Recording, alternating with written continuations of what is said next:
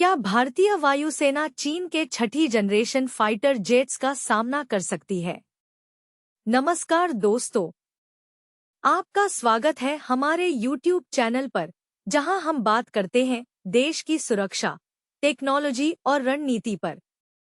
आज का सवाल हर भारतीय के दिल में है, क्या भारतीय वायुसेना चीन की तेजी से बढ़ती ताकत का सामना कर सकती है?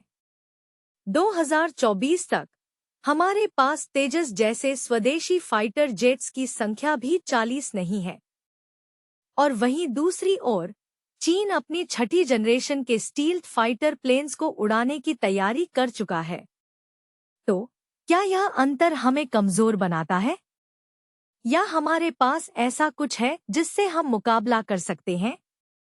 आइए इस वीडियो में जानते हैं हर पहलू। तेजस की कहानी। तेजस भारत का पहला स्वदेशी लड़ाकू विमान। इसकी शुरुआत हुई थी 1984 में। पहली उड़ान 2001 में और फिर 2016 में इसे वायुसेना में शामिल किया गया। लेकिन दोस्तों, 40 साल से ज्यादा का वक्त बीतने के बावजूद आज 2024 में हमारे पास तेजस के सिर्फ 40 विमान भी तैयार नहीं हैं। तेजस फाइटर जेट 40 साल, 40 विमान भी नहीं। यह देरी क्यों हो रही है? उत्पादन क्षमता की कमी, नौकरशाही बाधाएं, बजट की कमी, और सबसे बड़ा सवाल, क्या यह देरी हमारी सुरक्षा को कमजोर कर रही है? चीन की तैयारी। अब बात करते हैं हमारे पड़ोसी चीन की। दोस्तों, चीन सिर्फ अपनी सेना के साइज पर ध्यान नहीं दे रहा, बल्कि उसकी तकनीक भी तेजी से उन्नत हो रही है। 2024 में चीन ने अपनी छठी जनरेशन स्टील्थ फाइटर प्लेन तैयार कर लिया है। यह विमान न केवल दुश्मन के रडार से बच सकता है, बल्कि इसमें आर्टिफिशियल इंटेलिजेंस जैसी आधुनिक तकनीक का इस्तेमाल होता है। और इसके साथ ही चीन अपनी वायुसेना को दुनिया की सबसे ताकतवर वायुसेनाओं में बदलने की तैयारी कर रहा है।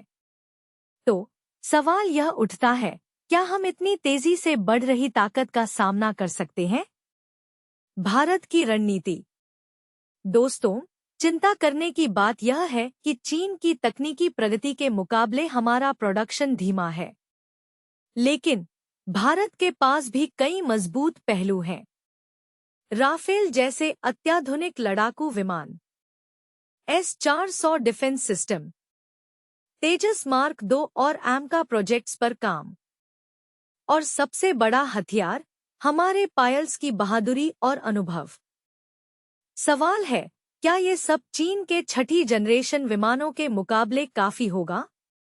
वायुसेना प्रमुख air chief marshal AP Singh ने हाल ही में कहा, अगर समय पर तकनीक नहीं पहुंची तो उसका कोई फायदा नहीं। इसमें सुधार कैसे होगा? R&D में निवेश बढ़ाना। रक्षा बजट का सिर्फ 5% R&D पर खर्च होता है, जिसे 15% करना होगा। निजी क्षेत्र की भागीदारी। रक्षा उत्पादन में तेजी लाने के लिए निजी कंपनियों का सहयोग जरूरी है। टाइमलाइन पर फोकस। प्रोजेक्ट्स को समय पर पूरा करना होगा। भारत के लिए समाधान, तेज उत्पादन, नई तकनीक और मजबूत नीति।